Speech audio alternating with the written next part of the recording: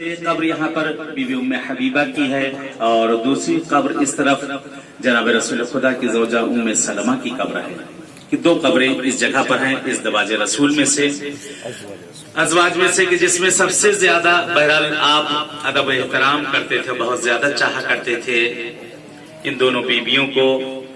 बीबी उम्मे सलमा के लिए मिलता है कि बारहा जिन्हों से आपने वसीयत की थी, आखिरी वक्त भी आपने वसीयत की थी कि उम्मे सलमा एक दिन वो आएगा कि तेरा हुसैन करबला की जमीन पर शहीद कर दिया जाएगा, 3 दिन का भूखा और प्यासा।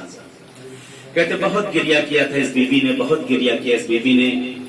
जनाब रसूल खुदा ने आपको खाके करबला दी थी, एक शीशी में रखने के बाद कहा था जिस वक्त देखना कि मिट्टी सुर्ख हो जाए तो ये समझना कि तुम्हारे फर्जंद की शहादत हो चुकी है।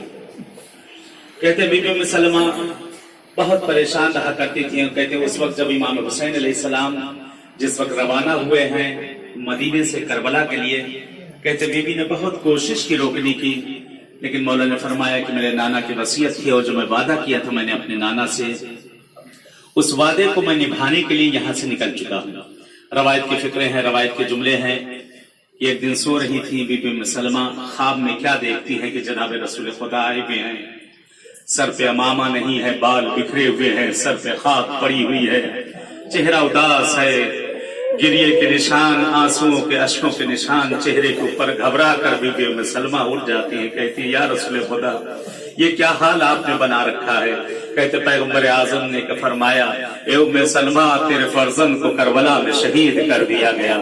कहते ख्वाब से घबरा कर उठती हैं, भागी भागी हुजरे में जाती हैं उस खाक की तरफ। अब जो जाकर खाक पर निगाह करती क्या देखती, खाक खून में तब्दील हो चुकी थी। कहते बीबी ने फरियाद करना शुरू किया, बीवी ने फरियाद किया हाय मेरे हुसैन को करबला में 3 दिन का भूखा और प्यासा शहीद कर दिया गया।